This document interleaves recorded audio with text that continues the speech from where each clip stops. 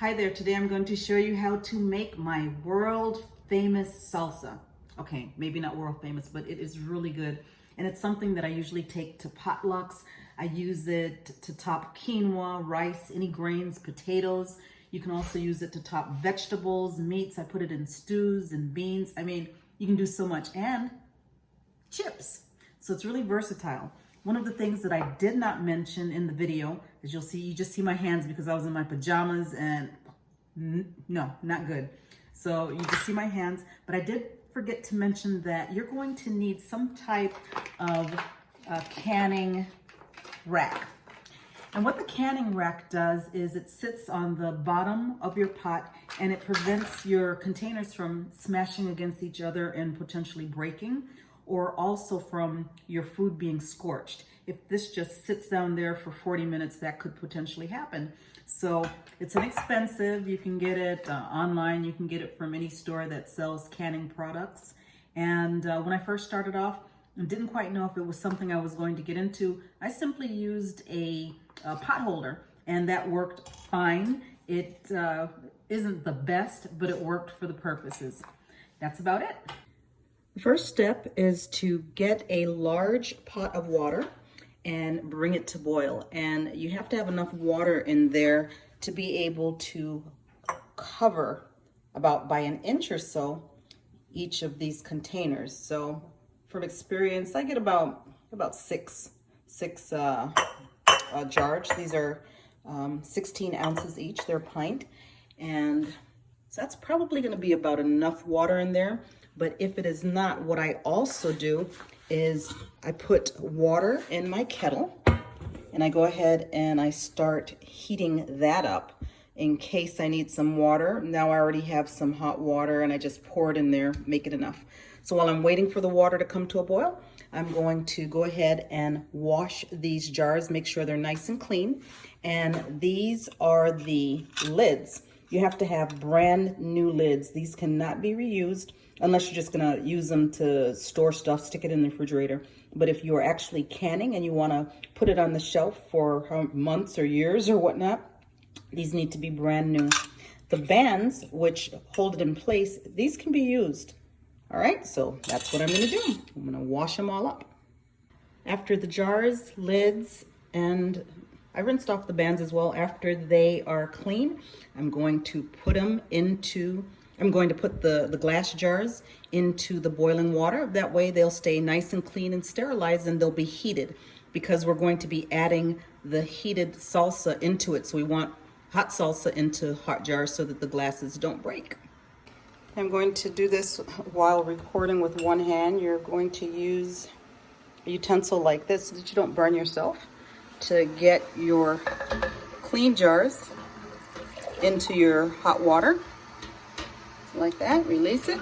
I'll do that with the rest. Washed lids will now go into some warm water. I don't boil the water, but we want the lids to, that glue part or gummy part, whatever it's called, we want it to be warm so that it helps with the seal when we get to that stage. So I put them in the water and I alternate face up and face down, because what happens if we have the lids one on top of each other like so, when they get wet, they're together and it's very difficult to separate them. So I alternate them so that they can go like that in the water, like that, and they don't stick together. And I'll just put them in there to keep them warm. Well, you get the idea, right? So I'm gonna stick them in there and keep them warm. Oh, long I was going to be canning, or if it was just going to be something that I tried. So I didn't invest in a whole lot. I already had a big pot that I use for pasta. You can, if you're not sure, you can either borrow one, you can get one from like Goodwill, thrift shop, yard sales, so that you're not investing, or hopefully you already have one, but it needs to be big enough so that you can actually put jars in it. My jars I get from the regular grocery store or someplace like Walmart, also hardware stores, also online you can get them. You're gonna need You don't really need a funnel to help you pour, but it makes your job a lot easier. This helps when it comes to pulling out the lid. There's a magnet at the bottom and it goes like this, see? So, I mean, there are ways to work around not having one, but it comes in a little kit you can all buy together. And this, of course, you saw earlier is what you're going to use to take the jars out of the hot water. Some people avoid buying one of these by just leaving the jars in the hot water until they cool off and you just pour it out. So it doesn't have to become anything expensive at all.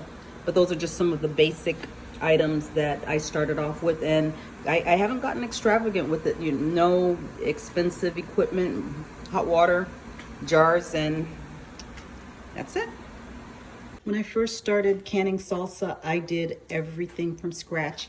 I actually got 6 pounds of tomatoes, and I would boil them and score them, de-seed them, chop them up and start. And I would get my bell peppers and onions, and I mean, just everything from scratch. And it was nice. However, one day I said, you know what? I picked up a package of Mrs.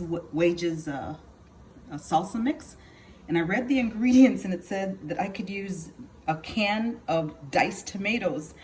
And I took a look at Pomi, and it's chopped tomatoes, and that's all that's in there, and a half a cup of vinegar. And I loved it, and it still fulfilled that fun part of me that just absolutely loves canning. So here are my ingredients. I'm gonna go ahead and put them into a non-reactive pot, which is stainless steel or glass, or anything, but not aluminum. You don't want anything that's reactive like that. Go ahead and put it in there and cook it for 10 minutes.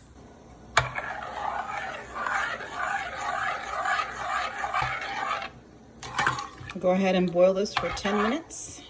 And after that, you actually have your salsa. You can eat it, you can can it, you can refrigerate it, you can gift it, whatever.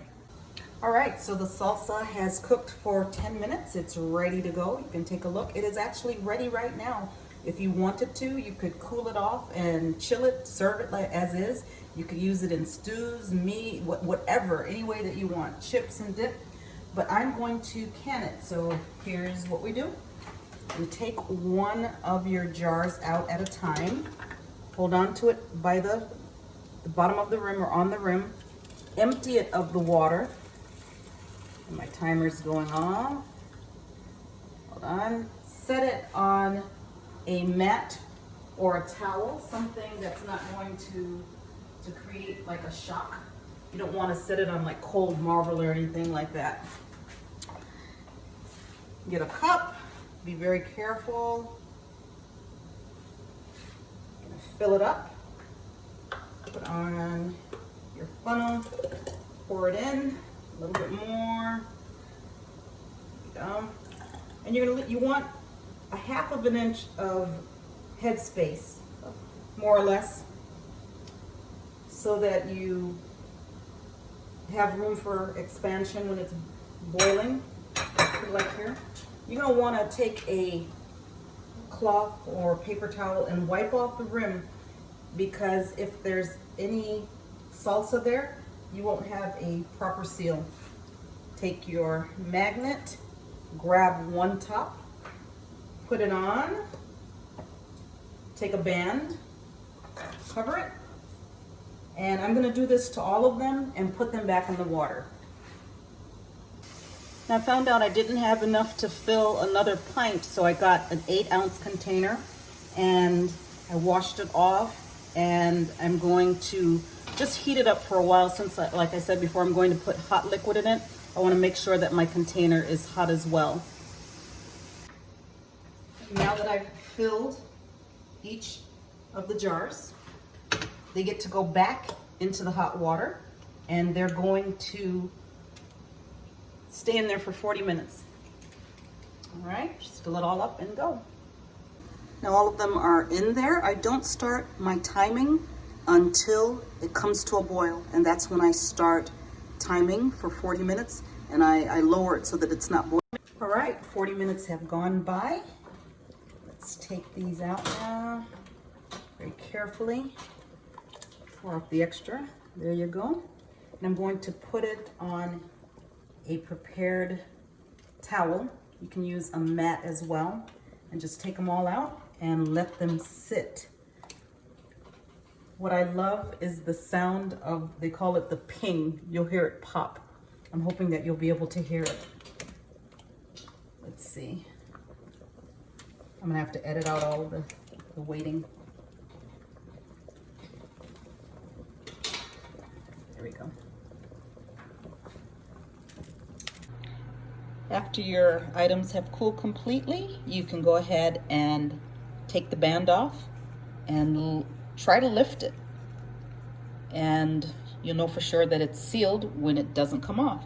That way you can store it outside the refrigerator.